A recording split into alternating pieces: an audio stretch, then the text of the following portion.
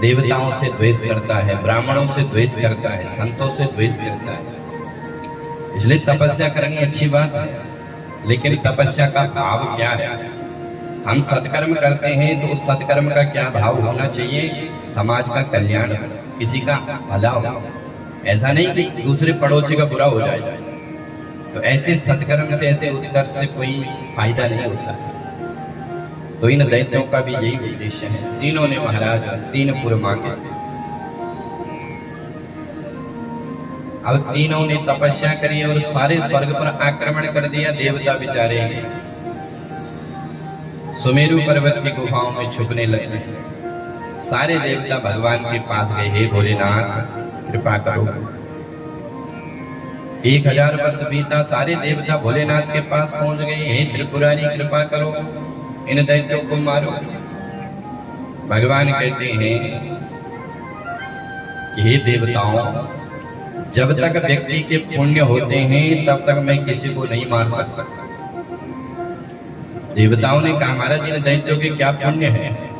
भोलेनाथ कहते कि इन्होंने अपने पुर में शिवलिंग का निर्माण किया और सबको आदेश दिया है कि सब शिव पूजा करो। तो भोलेनाथ कहते हैं कि जब तक पुण्य होते हैं तब तक मैं भी कुछ नहीं कर सकता। इसलिए जब तक व्यक्ति के पुण्य होते हैं तब तक हमारा कोई कुछ नहीं बिगाड़ सकता। और जिस दिन पुण्य क्षीण हो जाते हैं उस दिन महाराज हमारा नाश हो जाता है। इसलिए कहते हैं कि धर्मो रक्षति रक्षिता, व्यक्ति को धर्म की रक्षा करनी चाहिए। मां जानकी का हरण किया रावण ने, तो बाद में किसी ने सीता मैया से पूछा कि मां, आपने तो धर्म की रक्षा करी, साधु को आपने भिक्षा दी, पर अब आपकी रक्षा कौन करेगा इस अशोक वाटिका लंका? तो भगवती एक तृण उठाती है, तिनका दिखाती है कि जिसने, मैंने जिस धर्म की रक्षा करी है वही धर्म मेरी रक्षा करेगा। धर्मो रक्षति रक्षिता। और उस तिनके के बल पर मां जानकी रावण को ललकारती है, तृणधरी ओट कहत बेदेही, कि रावण तेरी औकात तो मेरे सामने इस तिनके के समान है। तो धर्मो रक्षति रक्षिता। हम यदि अपने धर्म की रक्षा करते हैं, अपने धर्म पर चलते, तो धर्म स्वयं हमारी रक्षा करेगा। महाभारत में पांडव और कौरव दोनों के साथ धर्म था।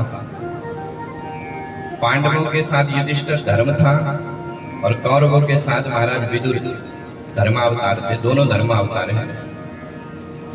और पांडवों की जीत कैसे हुई?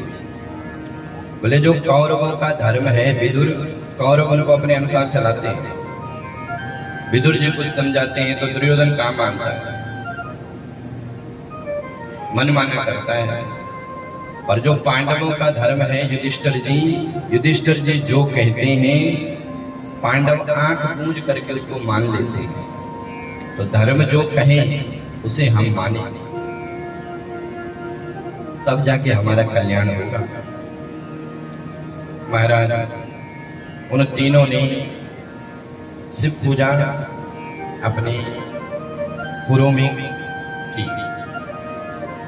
अब जब भगवान शिव कुछ नहीं कर पाए तो वो सारे देवता विष्णु के पास पहुंच गए। भगवान विष्णु भी कहते हैं कि हे देवताओं, इदं सत्यम वचश्चैवा यत्र धर्मा सनातना तत्र दुखम न जायेता सूर्यो दृष्टि यथा तमा। भगवान विष्णु कहते हैं कि हे देवताओं, जहां सनातन धर्म होता है, जब तक व्यक्ति भगवान का पूजन करता है, धर्म कर्म करता है, तब तक उसको दुख कभी नहीं हो सकता है। तत्र दुखम न जायेता, उनको दुख नहीं हो सकता है। पर मैं तुम्हारी सहायता करूंगा। भगवान नारायण ने क्या किया कि एक मुंडिन को तैयार किया, उसके हाथ में झाड़ू दिया और नास्तिकों का ग्रंथ तर्कशास्त्र उसके हाथ में दिया। बोले जाओ इस ग्रंथ का नास्तिकों का प्रचार प्रसार करो त्रिपुरों में। तो उस मुंडिन ने नास्तिक ग्रंथ का प्रचार प्रसार उनके देश में किया और धीरे धीरे धीरे धीरे उनका जितना भी धर्म था उनको भ्रष्ट करवाया। मुंडिर कहता है कि जितने भी धर्म कर्म है सब व्यर्थ है। यावत जीवे सुखम जीवे ऋणम कृत्वा घृतम पीवे। बोले जब तक जीना है तब तक सुख पूर्वक जियो, इंद्रियों को सुख प्रदान करो। और ऐसा धर्म भ्रष्ट करवाया कि महाराज सारे को नष्ट हो गए। उनके जीवन में अभ्यास कर्षणी विद्या वसी करसाया, पूरा जितना भी धर्म था सब भ्रष्ट हो गया। पूरा त्रिपुर के लोग जब धर्म भ्रष्ट हुए तब जाके भगवान शिव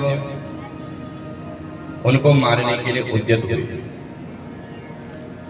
भगवान शिव ने विश्वकर्मा को आदेश दिया, दिव्य रथ का निर्माण हुआ और भगवान शिव अनेक गणों के सहित उस दिव्य रथ पर आरूढ़ हुए। पिनाक नाम के धनुष को भगवान शिव ने उठाया और जैसे ही भगवान शिव ने विजया नाम के धनुष को, विजया नाम की बाण को धनुष पर चढ़ाया और जैसे प्रहार किया तो एकदम से निशाना चूक गया भगवान शिव का। देवताओं ने कहा भोलेनाथ ये क्या हो रहा है, 5 मिनट का समय है। भोलेनाथ ने फिर चढ़ाए, जैसे ही मारा तो उसी समय अंगूठे में दर्द हुआ। भगवान शिव को लगा कि ये मुझे क्या हो रहा है। आकाशवाणी कि शिव तुमने गणपति का पूजन नहीं किया। उसी समय भगवान शिव ने माँ गौरी का ध्यान किया, हे देवी तुम अपने पुत्र का पूजन करो, गणपति को लड्डू चढ़ाओ, दुर्वा चढ़ाओ। और जैसे इधर पूजन हुआ, भद्रकाली ने गणपति का पूजन किया तो देवता लोगों की तो धड़कन तेज हो रही, क्योंकि 5 मिनट का समय है। देवता कह रहे भोलेनाथ जल्दी करो। इधर पूजन हुआ, भोलेनाथ ने जो है एक ही बाण से तीनों पुरों को ध्वस्त किया। महाभयंकरम रौद्रम प्रज्वलवंतम दिशो दशा कोटि सूर्य प्रतीकाशम प्रणयान सन्निभम। भगवान शिव ने जो है उन त्रिपुरों की पुर को अंत किया। भगवान का नाम हुआ त्रिपुरारी। बोलिए त्रिपुरारी भगवान की जय हो, शंकर भगवान की जय हो। आइए एक बार हम भगवान शिव का सब स्मरण करें। और कैसे स्मरण करना चाहिए भगवान शिव का? बोले श्वास श्वास पे हरि भजो, वृथा श्वास नहीं होए, ना जाने इस श्वास की कभी आओ होए कि न होए। इसलिए सांस सांस पे भगवान शिव का भजन करना चाहिए। हर सांस में हो